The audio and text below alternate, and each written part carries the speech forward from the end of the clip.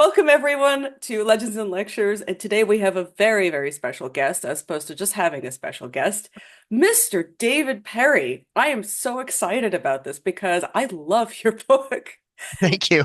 And early Middle Ages is my wheelhouse as it is yours, but you have a very specific turn on it, and we are going to talk a little bit about your new and upcoming book that's coming out in December, December 10th.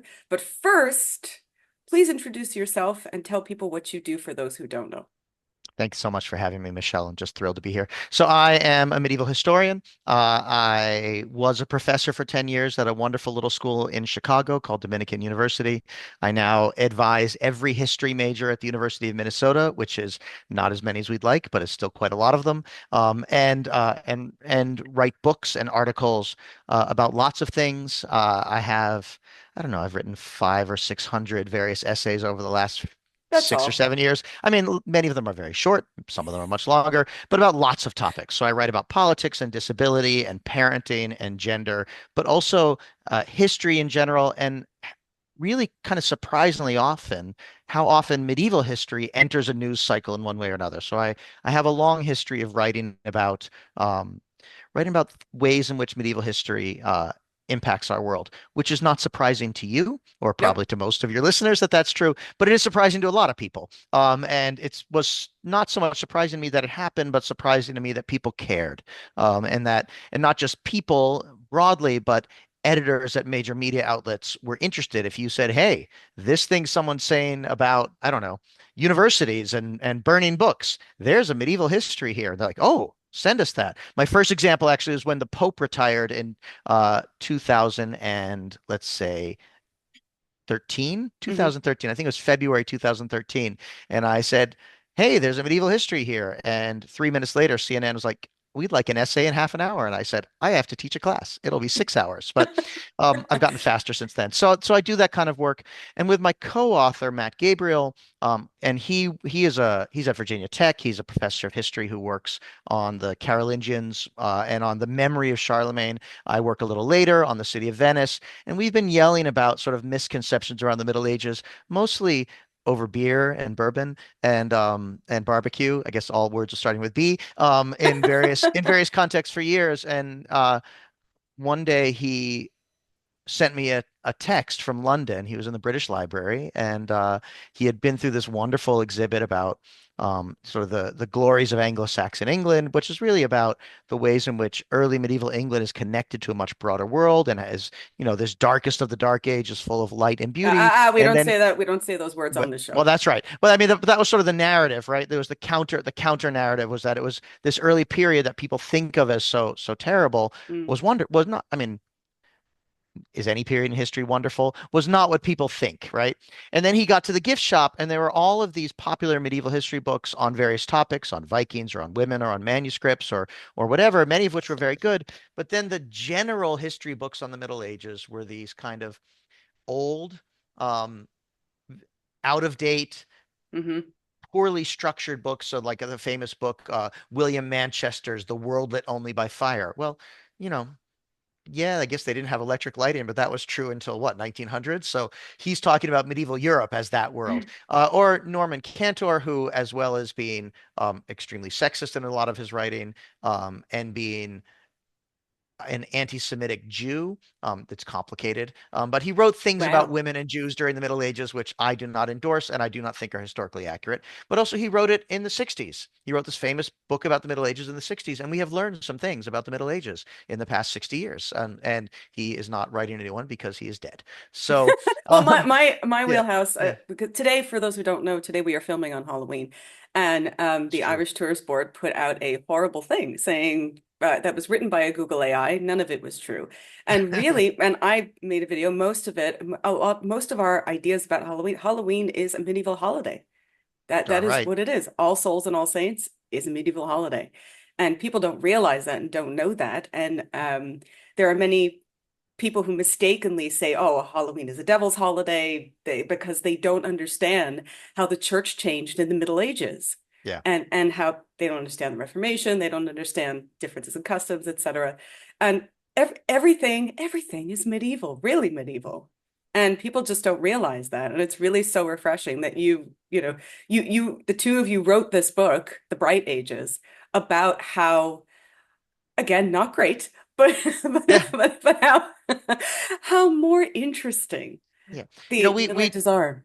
we talk about brightness not as good but as knowable. Yes. You can see the Middle Ages. These people were human. They had experiences that humans have. They preserved that record in lots of different kinds of ways, many of which we can still access, and know about it. It's visible. It is an understandable era, and it is certainly not darker than any other age of human history. And I would say, the 20th century is pretty grim. Mechanized mass destruction, who knows, 21st century ain't looking so great so far. That sort of these trying to carve up the world into these different sort of bright and golden period or dark and golden periods. It's just not how history really No, it's not really works. how it works. Yeah. To be fair, Yeah. though, if I keep hearing people say, "Oh, they're going to blast us back into the Middle Ages," and I go, "Ooh, that'd Yeah. be fun." Yeah. It's amazing every time someone says, there's something violent happen, like torture, right? And people say, "Oh, that's medieval." And I say, you know who really Yeah. liked torture? The Romans. Yeah. The Romans were much better at torture than any medieval people. I mean, medieval people did use torture. Medieval law involved torture, but the Romans were really much more sophisticated. But no one sees, an act of barbarity and says, "Ooh, that's very Roman," right? They say, "Oh, that's medieval," and it's just Every not time true. I hear people say things like that, I just want to scream and I go, Yeah, Petrarch! yeah. Well, I'm glad we agree that Petrarch is one of history's great villains because I would he's love he's he's we one of my talk top three people I'm most angry at all the time. it's him, Geoffrey of Monmouth, and like Gildas or Bede Yeah, no, probably. no. For me, it's Petrarch, Gibbon, and Walter Scott. Those are my three. But I accept your list too. I would love to, we talked about this last time, where I would love to, if I could just lose one finger and send it through a wormhole just to poke somebody in the eye, it would definitely be one of those three. I would Yeah. gladly give up a pinky just this way I could have my eyes going, you caused so many problems. I Yeah. never want to hear your name again, The ever. other thing about Petrarch, which very few people care about, but his Latin is really annoying. And I took a class in graduate school on his Latin writing. His famous poems are in Italian, and they're famous for good reason. They're beautifully constructed poems. They do really, really great things with the Italian language. I still don't like him, but I can accept that there's really great art there. But his Latin letters are just the most annoying things because he wants to write like every classical author he knows. So, if Tacitus or Cicero has 18 different forms of rhetoric they like to use over the course of 1,000 pages, he's going to do it in 18 pages. He's going to do every one of them just to show off that he can. And that was a rough semester in graduate school. And so I'm also very mad about that still. I'm still mad. That was a long time ago now, but I find myself equally angry. If you're still angry, that means he deserves to be burnt. It's terrible Latin. It's so annoying.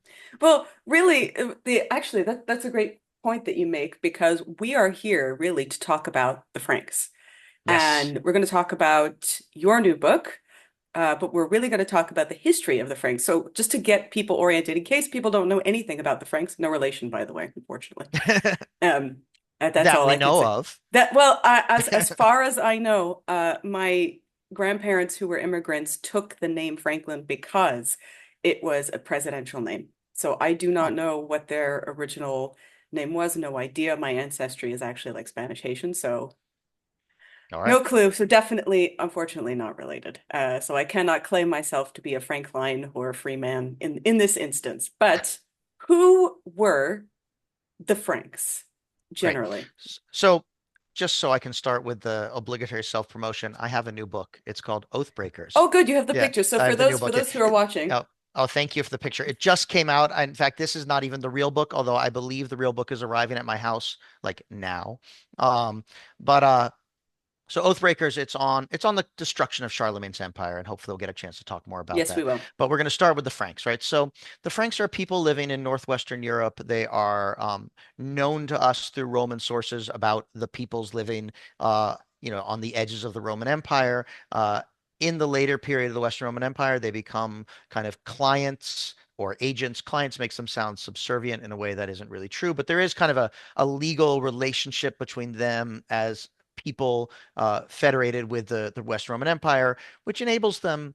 to put some fancy seals on their title on their documents and use certain kinds of titles and claim certain kinds of legitimacy. And the Romans get military support out of it.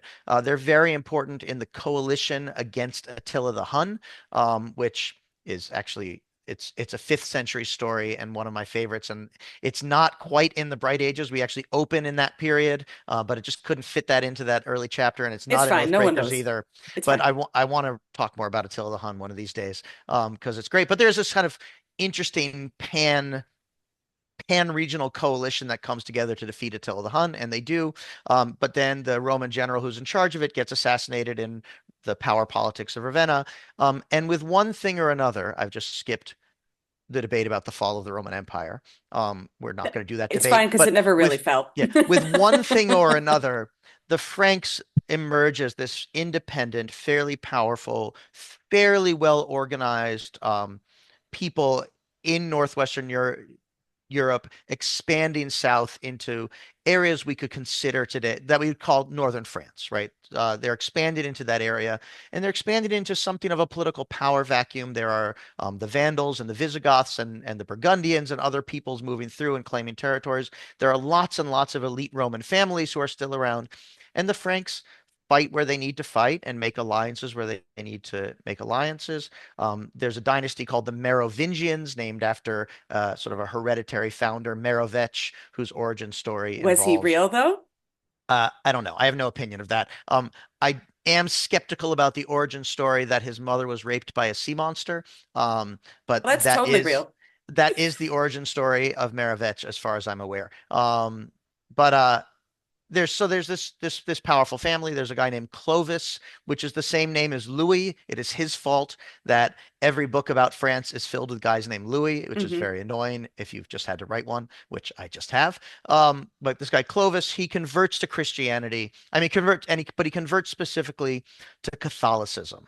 Um, and he does that for any number of reasons, but the savvy political one is that his enemies are either pagan or have converted to Arianism, which is another form of early Christianity. It has nothing to do with Aryan nation or Aryan people. That's another aside that we can do another day. But he converts to Catholicism. The Roman elite families are mostly Catholic. He gets the church on his side as both kind of a propaganda and bureaucratic wing, and this helps him establish a fairly substantial regional kingdom of his family, with then lots of other very important elite noble families, both Frankish directly or connected into his Frankish sort of kinship networks. That becomes the Merovingian kingdom or the Merovingian empire. So that takes us from, let's say, 500 to 750, and our book really begins in 750. Okay, so what languages then did the Franks speak? So mostly what we get is Latin. They certainly spoke vernacular languages, which we could call Frankish, and we should not call French, No, because no, the because French is a languages. Latin language, Yeah, and and also, I mean, it yeah, comes along later, right? But they are speaking a Germanic language, and I actually don't know how much we know about sixth century Frankish as in terms of the language. I don't know the answer to that. not much. I know who would know the answer, but it's not me. And maybe it's you. Oh But no, I can't. Honestly, we yeah, really don't know much because yeah, it yeah, is it Latin is Latin, and we right. borrow a lot of their a lot of Germanic loan words, so things like "ger" and that kind of thing. But we don't really know Yeah. much about what they spoke. But people speak vernaculars, right? And Yes, and dialects. Yeah. sometimes the vernacular is a form of Latin and sometimes it's not. And over time, it's clear that the vernacular becomes Latinized in this part of Europe. Mhm. So there's Germanic kind of Latin hybrids of various sorts in ways that, begin to feel more or less familiar to us, in some ways. But I know because I'm a medievalist, I've been trained a lot in Latin and quite a bit in French and German and Italian and Spanish and English. And when I encounter our limited words from this period, they are not recognizable to me. That's just not. I'm sure a linguist could explain the roots in ways that make sense if that's what, a real philologist who really knows the stuff. But that's not me. So we talked a bit about the Merovingian dynasty. Yeah. So what is the Carolingian dynasty, and how did that come about? So after some time, the power of the Merovingian kings is really attenuated. Um, And the people who are more or less running the show are the mayors of the palace, which you can kind of interpret here like as major domo, but that or maitre d', right? But that makes you think about restaurants or hotel staff, and that's not what's going on. But they're the people who ran sort of the royal estate to what extent there was. They command the armies. There's a guy named Charles Martel. So Hmm. the word Charles is Carolus in Latin. Carolingian comes from him and perhaps also his more famous grandson, Charlemagne, Charles the Great. But that's the Carolingians, right? So they're the family of Charles, the family of Charles Martel. He is the military leader. He famously wins an important, if not as important as Edward Gibbon says, battle fighting against a raiding force out of Al-Andalus, the Iberia, the Islamic kingdoms of Iberia, around the city of Tours, which is driving, it's only an hour or so south of Paris, so it's pretty far in there. Um, but also he's very good at playing the power politics of the region, backing some nobles, fighting other nobles, working with some Islamic rulers, working against some Christian rulers, and building a power base more directly focused around him. And when the Merovingian king dies, he doesn't really see the need to replace them. And then his son comes around in the 750 or so.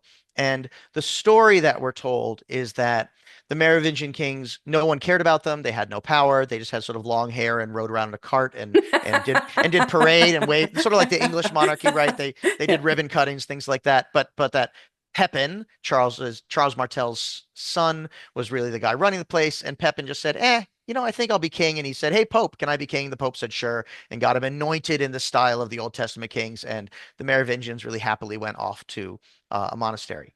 Yeah, so But Charles Martel but wasn't a king, but he no, acted Charles like Martel one. is not a Yeah. king. He was running the place, but he wasn't a king. The thing about these titles Yeah. is they only mean something if they mean something, right? They don't. When you become president, this is a couple days before the election, right? At least in theory, certain kind of powers accrue to you as a person because of the office. That is just not the case with the title king. The powers come that you can claim, that you can make work. And especially in these early medieval periods, there's a lot of importance in the title, but it's not like Charles Martel gave an order and someone said, "Oh no, you don't have the title king. We're not going to listen." This is not how it works. But what I wanted to say is there's this story, this legend of the Carolingian dynasty that everyone basically just kind of agreed that Pepin should be king, and that was that. There's the main source we have for this is something called the Royal Frankish Annals. And they start around this time. And the job of an annal, ANNAL, is just to record what happens every year. That is its one job. To say in the year 747 this happened, in the year 748 this happened. And they make selections, and sometimes it's more about crops and agriculture and comets and things, and sometimes it's more about the death of important figures or whatever it is, depending on where it's written. Somehow, for the years right when Pepin takes power, we do not have those years in the annals. How Now, convenient. it could be just that they forgot to write them or that only those years didn't survive. But my co-author Matt and I, we think that instead what's happening is that this was not a bloodless coup, that there is bloodshed and violence right at the founding of the Carolingian order, or the Carolingian dynasty when they take over this territory, and that they immediately wanted to not talk about it. So flash Uh, forward almost 100 years, and we have the Civil War we're talking about in Oathbreakers between the grandsons of Charlemagne, so the great great grandsons of Charles Martel.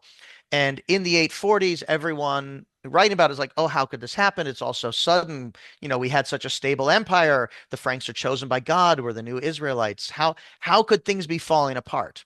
And one of our arguments is that, look, it's been falling apart since day one. It's been falling apart since this bloody coup, and you knew it, which is why you tried to not talk about it. There's another coup against Charlemagne in 792. That one too, they try to not talk about it. There are coups against Louis the Pious, so Charlemagne's son and heir, from his own sons in the 830s. Those are harder not to talk about because they're happening at a bigger and bigger scale. But all along the way, we have the Franks saying, "Hey, we are chosen by God. We are the chosen people. To be a Frank is to be a chosen people. We are stable. We are an empire. We are the ones in charge here, and everything is great, while also things never actually being that stable."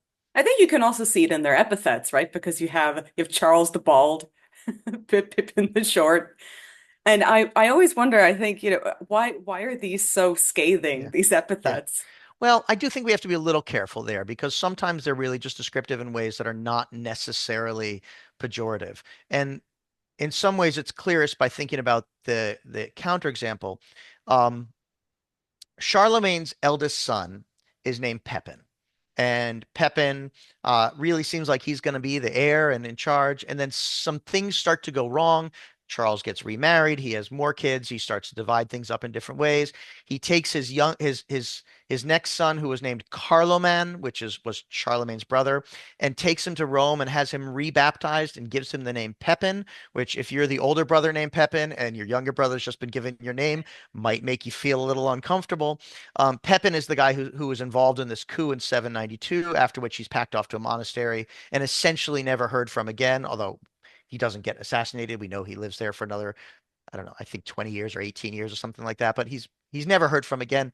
His nickname applied sometime later is Pepin the Hunchback. And the people who are writing about him do want to ascribe physical disability to him as a way of suggesting that his physical disabilities are connected to his lack of moral character. Now, I am a disability rights advocate. I am a disabled man. I'm the father of a disabled boy. I've done a lot of work around this. This is not how we should understand it today. And medieval notions of disability are not modern notions, but it's pretty clear that's what they were trying to do. They're trying to label him in a way that would be an epithet and characterize him as bad. Bald is just bald. It's not, the problem is you've got Charles Martel, Charles the Hammer, you've got Charles the Great, you've got his eldest son, he's got not his eldest son, but Charles had a son named Charles who dies inconveniently at one point. Um, Definitely inconvenient for him, but also for sort of Charlemagne's plans for the empire. Just a lot of guys named Charles. And so you need a way to figure out who you're talking about. And this is a problem that absolutely I face when trying to write about them. And I want to make sure that every reader knows who we're talking about. So even when Charles is 8 years old, we sometimes refer to him as Charles the Bald because there might be three Charleses in that paragraph, and you need to know which one it is. He was not bald at 8 years old, to our knowledge. But Also, aren't all the depictions of him with hair as yeah, as far well? as I know, yeah. Yeah. But like medieval writers also had that problem. They needed to talk about these things. There's Louis, who's called Louis the German, who is the son of Hmm. Louis the Pious. And, the German isn't a pejorative. His power is in Germany. But there are these moments in which the writers, like the historians in the 830s who knew these people who are writing at the time, are trying to really clearly delineate the two of them. And then there are other moments where they're trying to muddy the water and they don't use the epithets, where they say Louis and Louis, two men of the same name, both great, both destined to rule. Louis the German was not in fact destined to rule, but the guy writing the text was at that time in 836 thought maybe he was. So they deliberately kind of make it mushy and make it harder to figure out who they're talking about because that serves their purpose. I mean, there are some things that are a bit that where when you talk about lumping things together. So, for example, obviously people call Charles the Great because of what he did, but then Yeah. there's this whole mythology about how big he was, and yeah, Yeah. maybe he was a big dude, but he wasn't like 8 feet tall. No. It's not possible. Yeah. I know Einhart writes about him as well, Yeah. or saying that he was the first Holy Roman Emperor when that title didn't show up till Yeah. much later, which Yeah. again, another thing I think is weird. So now that we know where we are, we have talked a little bit about the Carolingians, a little bit about Charlemagne. So tell us about the Civil War and how Okay. that started. Okay. So let me just quickly run through. We've got Pepin. When Pepin the Short, first king. Hmm. And when he dies, he has two living sons, Charles and Carloman. They start to gear up for civil war, but then Carloman conveniently dies. We do think that he doesn't just die. I mean, that he does just die. It's not an Oh, assassination. okay. We think he just dies. People die. And in part, that's important because Carloman has some sons, and they just vanish. And we do not think they just vanished. We think they were killed. So like Carloman just dies, but then Charlemagne is left. He becomes king. He rules 800. He gets crowned as emperor. That's a whole story. I think that's chapter 2 in Oathbreakers. You can read about that there. Um, he has any number of legitimate and illegitimate sons. I think it's four legitimate, but I don't have his genealogy in front of us. They And they in just need to some stop having kids. and in some ways, it does matter because of issues like Pepin and his younger brother, also named Pepin. But in other ways, it doesn't matter because by the time Charlemagne dies, he does live a long time. He was perhaps not an 8 foot tall mountain of a man, but he did live a long time. You know, if you have good food and medicine and nice housing and good warm clothes, you can, you know, they're human. They can live to be 80 or whatever. By the time he dies, he has only one living legitimate son, and that's his son Louis, who nobody earlier on thought was particularly in line to, you know, like be the central heir to take on the title of emperor. But he's the one who's left, and so he becomes emperor. He immediately tries to reorganize the court throughout the old guard. He has 3 sons. He actually has 4 sons: Lothar, Pepin, Louis, and then a new wife, a much younger son, Charles. So part of this is family politics, right? This woman, Judith, who he marries, she has a son. She's like, hey, now I have a son. Let's name him Charles. That's not a loaded name at all. Oh God. Um, and, you know, then you've got the older boys who are like, huh, now we've got this little kid brother who, you know, is 18, 20 years younger than them. So a lot, right? There's these moments in which there are these coups being staged and people are fighting, and Charles is 8.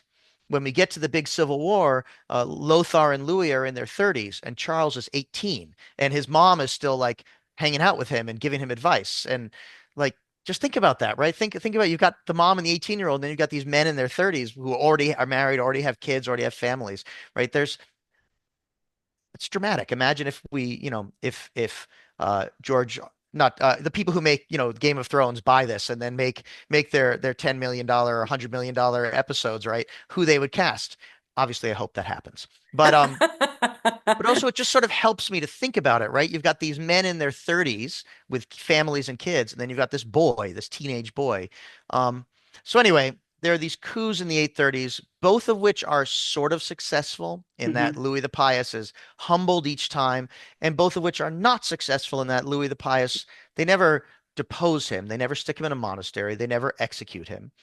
But he finds his way back into power with some kind of agreement, and then he really manages to seize control again. But he also never really punishes the plotters. So there's this decade of instability with Louis the Pious, his 4 sons, and then Pepin, his middle son, just dies again, as happens. And Pepin leaves an heir, though, Pepin the second of Aquitaine, so southwestern France. And Hmm. Pepin the second's like, I should just get everything my dad got. And Pepin's uncles are like, you are a nephew, and the next generation, you get nothing. So that's kind of stressful. So there's this decade of stress, right? With uh, more and more lands in the Frankish heartland and in, we'll say, northern France given to Charles, the youngest. Louis the German has Bavaria, has Central Europe, has these territories that are on the other side of the major rivers, the other side of the Rhine, the other side of the Danube, and has real military and economic power base there that's hard to get to. It's a safe place. Whenever he loses, as he does quite a lot early on, he runs back to Bavaria, and no one chases him because that's really dangerous. We've got Lothar, the eldest son, in the Frankish heartland, you know, presumed to be heir, and he also has Italy. Again, Italy's on the other side of this little inconvenient thing called the Alps. So, like, if you're in Germany and Lothar is in Italy, he might as well be on Mars. I mean, you can't send. Yeah. I mean, if it's winter, you literally can't send him messages, and you certainly can't easily march an army down over the Alps to bring him to heel or something like that. So you've got these people with their power bases. You've got lots of discontent across the board. You've got people whispering in the ear of the king saying, "Oh, Louis is secretly bad," or "Oh, Lothar's secretly bad." We talk about them as these Grima Wormtongue kind of characters. Um, so Louis the Pious dies in 840. So we have Pepin the Short in the 750s. We have Louis the Pious in 840. Between that, we just have a few generations because Charlemagne lives for so long and Hmm. rules for so long. Um, and Louis lives rules for decades as well. Like, these are long-lived rulers, which is good and bad. Good in that there's stability, and bad in that there's chances for a lot of factions to build up and tensions and anxieties. And also, you have kids, and then your sons get old, and your sons want independence and they want their own power. So when he dies, the Civil War, in some ways, it sounds kind of small to a modern audience. Excuse me. And that this is not a civil war about who's going to be emperor. They're not fighting for the throne, right? everyone agrees Lothar is going to be the emperor. But there, and everyone agrees that Louis is going to be king in Bavaria, and Charles is going to have sort of a kingdom in northwestern France. They are arguing about who gets to rule Aquitaine, with this guy Pepin II, the nephew, saying it should be me, and Charles saying you're just my nephew, it's going to be me. Um, but like this is not when we imagine a civil war, right? We're imagining it's a battle for who gets to be the ruler. That's not what it is. It's a battle for what it means. And this is why earlier on I said, like, being king doesn't mean anything unless it means something, right? It doesn't Hmm. innately carry something. So Lothar is going to be emperor. But what is that going to mean? What can he tell his brothers to do? Who gets to decide who controls bridges and mints and monasteries and lands that bring in revenue and soldiers, right? Who gets to appoint bishops to be these major figures in cities that have enormous economic and military and political cultural significance, right? Who gets to decide what? Can Lothar appoint a bishop in Paris, or does Charles, controlling Paris, get to appoint the bishop in Paris? This is what the Civil War is about. And it does sound small, but obviously it isn't to them because they're willing to kill and fight for it. So that's what the Civil War, and it breaks out almost immediately with Lothar saying, okay, I'm emperor now. Here's the deal. And Charles and Louis saying, this is not the deal. And then armies are summoned, and we end up in a couple-year period of a lot of chaos. Can you talk a little bit about the Treaty of Verdun? Okay, so that I'm just looking for a date. Um, so 834, yeah, it's 843, 843, 843. 843. So we'll get there. Let me get there in a second, right? Okay. We have the Civil War. Um, by 841 on a Saturday morning, the weather seems to have been pretty nice. June 25th, 841, in this little village of Fontenoy.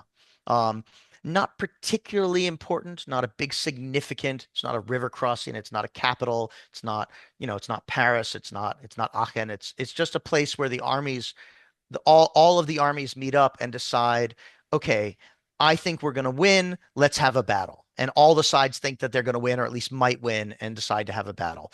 And there are lots of near battles before this, but essentially one side always successfully runs away, which is a normal thing to do. No one, Hmm. it's not about bravery. In None of the Franks thought, "Oh, you ran away. That's bad." It's like, "Oh, you ran away. That was very smart. Make sure you keep running away effectively and rebuild your power." But if you run away forever, then people are like, "Well, maybe he's actually just weaker," and then that is a problem. So the armies come together. They fight this brutal battle. It's kind of an astounding battle, and the level of slaughter is unprecedented for Franks killing Franks. Right? They were happy to fight non-Franks, and they could be very violent. But when Franks killed Franks in battle, it did happen. But then, as soon as the battle is over, you sort of go back to your corners, you heal the wounded, you reopen negotiations. And this time, Lothar's forces lose and retreat, and Charles and Louis's forces that have come together at this point chase them away and keep fighting and killing as the enemy runs away. So that's 841.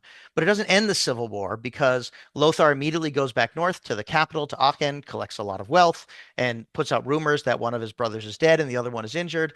And this process continues and continues into the middle of 842, when finally Charles and Louis come back together and they swear an oath that they're going to fight with each other. They've made a lot of oaths. Our book is called Oathbreakers, after all, but this is the one oath maker moment. Lothar tries one more attempt to split them up, and then doesn't work, and then says, okay, let's have a negotiated settlement. Let's figure this out. And the Treaty of Verdun in 843 is when, after 6 months of nobles going all over the Carolingian, so they agree they're going to split it up into three parts, Hmm. right? But nobody knows how big the empire is. They don't have a census. They don't have a map that they can just draw lines on. So they send their nobles out, which is a normal Carolingian thing to do. You send people out to collect information, bring it back, collate the information, and then make decisions. And so the Treaty of Verdun is when they come together in this little place of Verdun. That's convenient because it's central to sort of all three bases of power, and split up the empire. Here's the thing I want to say about Verdun. I'm so glad you asked. Um, I remember as a sophomore in college learning about the Treaty of Verdun. And here's what I learned. I learned that it represented the permanent breaking up of Charlemagne's empire into three pieces. I remember that's not true. Um, I remember that it was written in French, Latin, and German. There are three different sort of copies of this treaty that demonstrate that just along with the political breakup, there was already a cultural split, that we were beginning to see the formation of France and the formation of Germany. That is also not true. Yeah. And I just remember learning that though, and it's so not true that we actually don't have any copy of any document that was written at this meeting in Verdun. They would have written things down, right? They were a literate culture that wrote things down, but we don't have it. We don't have that written agreement. What we do have is there was an oath that was taken that I mentioned before, the oath making moment, in which Charles and Louis both speak in both French and German along with their nobles, and it's recorded in a Latin chronicle as a way of making sure that everyone understood everything at the time. But it's not a sign of cultural division, it's a sign of multilingualism. That Hmm. there's a lot of people there who speak a lot of languages and speak those languages all the time, and so want to make sure everything is happening in all the languages. That is this Oath of Strasbourg. That's where the language stuff happens. The Treaty of Verdun is this agreement. Okay, we're going to split it up in this way. Obviously, Charles is going to take northwestern France and he's going to get Aquitaine. Sorry, Pepin. They then fight a civil war for the next few more years. Louis is going to get the parts to the east. Lothar is going to get this big chunk in the middle in Italy. Exactly who gets what where really matters. And it matters a lot to the nobles because the nobles in Charlemagne's empire and Louis the Pious' empire might have had territories in all the parts. And so suddenly they're only going to have territories in one part or another. And some people lose out and some people gain and some people fight about it. Excuse me. And but they don't know in 843 that the Civil War is over. They just know that they have signed a ceasefire. Hmm. They know that, hey, we've got Vikings invading from the north. We've got North African Berbers and Arabs and Muslims invading from the south. We've got the Byzantine Empire sending us letters and saying, hey, can you help us out with this problem? We've got rebels in Saxony. We've got you know the conquest of southern Italy and the popes by North African forces. The Pope saying, "Hey, that's southern Italy. I'm in central Italy. Could you come help us real quick?" So there's problems, right? Um, there's some bad weather. There are comets in the sky, though that's actually a little earlier. But right, they feel like okay, we need to stop fighting right now. But there's no reason that a year or 2 years or 3 years later they couldn't go right back to it. Um, but that's not what happens, and it's not what happens because they get pulled in different directions. Because Charles gets really focused on Aquitaine, Lothar gets really focused on Italy. People die just from getting older, and so in the end, there is never a moment in which this particular kind of hostility is fully resumed. Charles the Bald, late in life, actually kind of tries it, but then he loses a big battle, and so that's the end of that. And it's easy with hindsight to look back and say, oh, the Treaty of Verdun, that's when they signed the treaty, breaking the empire, done. But that is not at all how they understood it at the moment. For them, history didn't end. It wasn't the end of anything. It was just, okay, this is what we're doing this year. Next year, we'll think about what's good for us. The year after that, we'll think about what's good for us. But it never made sense or quite happened that either the empire came back together in the form that it was, or that a full sort of regional civil war broke out again. So, what you mentioned, you touched on the Pope very briefly. So, what is Rome's role in all of this? Yeah. One of the things I think it's really important, and I know you know this, but that a lot of people don't, is that when we say the word Pope, it can, and even for that matter, the church, it conveys a kind of image of transnational or today even global organization with enormous wealth and resources, and sure, regional divisions and some regional independence, but with a hierarchy and a bureaucracy that ends up in Rome, with Rome really running things. And if Rome wants to remove the Bishop of Tulsa, remote Rome has oversight over Tulsa, right? And that does happen. That kind of thing happens. In fact, with Pope Francis these days, not so much right now, but Pope Francis did a lot of house cleaning of people he didn't like all over the world because it is this very specific kind of strange institution with one person at the top. That is not at all what the church means in the ninth century. And again, I know you know that, but but that's one of the things I encounter almost as much as I encounter the Dark Ages, which I yell about, is this idea that the church ran medieval Europe. And when the Pope said jump, kings asked how high. And the Pope didn't even try to say jump, except for like maybe other people in Rome. And even then, they might cut his ears off and try to put their cousin in as Pope, as happens a lot. Um, the Pope has major symbolic power in Catholic noble contexts, major symbolic power.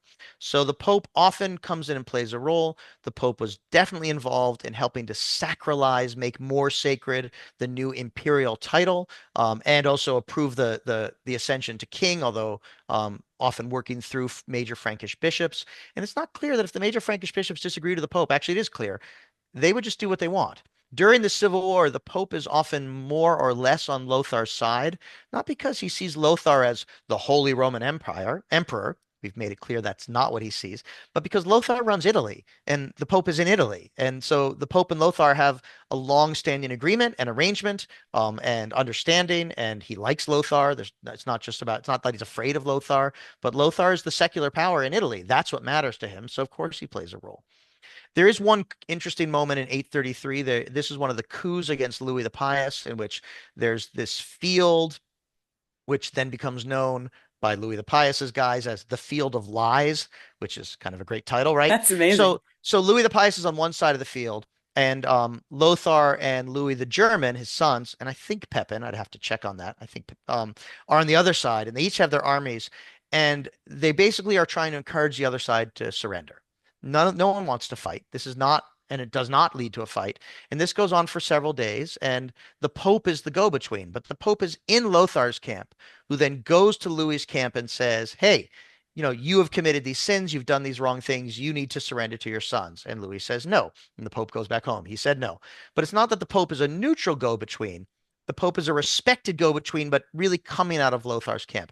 And it ends with one night, almost all of Louis the Pious's men defecting and going to the other side. And then Louis the Pious says, "Oh crap, I guess I lose. This is the Field of Lies. Now you have won the coup, and it's all over for me." And that lasts for a couple of months, and then Louis finds his way back to power. But so the Pope is important, but not that important. And here's one more example. One of our best sources on that big battle, that sunny Saturday morning in June, right, is the history of the bishops of Ravenna. So Ravenna is this major city I mentioned earlier, this imperial city on the eastern coast of Italy. Really nice place. You should all go there. It's where these lovely mosaics are that decorate the Bright Ages. I like Ravenna a lot. It's still a major city in the ninth century. It's no longer the capital of the Western Roman Empire, but it is a major city, and it's a major city whose bishops think we shouldn't have to listen to Rome. We've been around as long as Rome, if not longer. We were as important as Rome, if not more important. So Archbishop George of Ravenna actually takes his monks and priests and an enormous amount of wealth and crosses the Alps to join Lothar's army in the spring of 841. Then when Lothar's army loses, George gets captured and has to go back home, and he does not get sent home with all of that wealth. And the guy writing the history of the bishops of Ravenna is from a different noble family and does not like George and writes this really nasty sort of history about him. But the point that I want to make is that here is another major Italian bishop, right? It's not just that the Pope can't tell an English archbishop or a northern German archbishop what to do. He can't even tell Ravenna what to do, which is not very. It's just down the road, so to speak, right? It's Yeah. it's Western Central versus Eastern Central Italy. But the Bishop of Ravenna goes to Lothar and joins his army to say, "Hey, the Pope didn't come, but I came. So once you win, you need to grant me privileges so that I don't have to listen to the Pope." Did Lothar agree? We don't know because it didn't happen. But we do know that was the goal. So we have this figure, the Pope, but he's just not the Pope that we imagine when we hear that word today. And I kind of wish they'd pick a different name, but I understand that they're not going to do that. I mean, the early medieval papacy in general is a mess, and it's just It's such a mess. it's Yeah. so fun. I mean, from putting dead popes on trial to it's fantastic. If anybody is really interested in just the medieval papacy, Yeah. it is a horror show and it's wonderful. I love it. Yeah. So And this early one, I mean, it's really about like you have to dig in like a specific set of Roman families, right? It's not even the Franks or even Italy, right? It's the guys down, who live on different blocks in Rome, fighting with each other and trying to control the papacy. It's this tiny little thing, but with big implications. Hmm. It's so fun though. I love it. So, what would you say is the real outcome of the Civil War? So I do think it is the event that breaks the empire. It didn't have to happen. Matt and I are very interested in contingency and looking at things that could have gone differently. Someone could have chopped off Louis the Pious's head when they took prison. Any number of moments in the battle, Lothar could have pursued a little bit more diligently, or someone could have surrendered, or after Fontenoy, Louis and Charles stop and they sort of take account of what's gone on and they hold a big mass on the battlefield because people do seem to be shaken by the violence of brother against brother, nephew against uncle, and killing, and then they sort of go their separate ways. They could have just stuck together and chased Lothar north to Aachen and ended the war much faster. Um, there's a moment in which Louis the German is being chased around by a much bigger army, but he lures them into an ancient meteor crater. It's a very big meteor crater. It's a super cool site, and it is the only site like it on this planet. There are some like it on the moon, these particular kind of impact craters, and some on Mars, but we have one, and it's in central Germany. And because it's a crater, it has lots of valleys and rivers and crags and things. And Louis the German somehow draws his enemy to try to cross one of these rivers and then ambushes them and wins. That didn't have to happen. And in fact, had the other side didn't have to chase them at all and could have just said, "Oh, well, we're trying to keep them on the east of the Rhine and the north of the Danube. We'll just wait. We don't have to chase them." But he did and lost, right? There's all these moments that could have gone a different way. But what does happen is that, up through Louis the Pious, we have a fairly coherent, if always shaky empire. The foundations always have cracks in them, but those cracks didn't have to open and swallow the empire whole, and certainly didn't have to do it in 843. But once we hit this point of division, it turns out there is no going back, and also that then for the next certainly I'm very comfortable saying for the rest of the Middle Ages, but in some ways all the way through until, there's a reason that modern European unity efforts are there's like a Charlemagne Institute, right? Because Charlemagne and the Carolingians continue to represent this idea of a unified Europe. And that's true for people like Frederick Barbarossa. That's true for all the later Capetian kings of France and their successors, right? That's true for the Ottonian dynasty. People sort of rule and talk about states and think about how societies are supposed to work based on this imaginary idea of the Carolingian Empire all the way through the Middle Ages, but then arguably all the way through to today. And on that note, Oathbreakers is out December 10th. HarperCollins, please go and pre-order the book right now. David, thank you so much for being here. I love this so much. I'm so glad you actually agreed to come at such short notice. I am delighted to be here. I really appreciate all the work you do, talking to people about medieval history and history more broadly. It's really great. If I could have everybody be a medievalist, I would. I am not a seasoned medievalist. I am not somebody who has studied Latin. I just love this period of history. I My don't think that matters at all. I mean, we all do the things we can do in our, to learn to get access to what we do. But for example, I'm trained in 13th century Italy. This book is about 9th century France, and now Matt is an expert in 9th century France, so that's helpful. But like that's 450 years, right? That's or long, right? That's a lot of time. yeah. No one is an expert in the whole Middle Ages, I guess is the thing that I like to say. We're all just trying to learn the bits we can and then think really hard about everything else.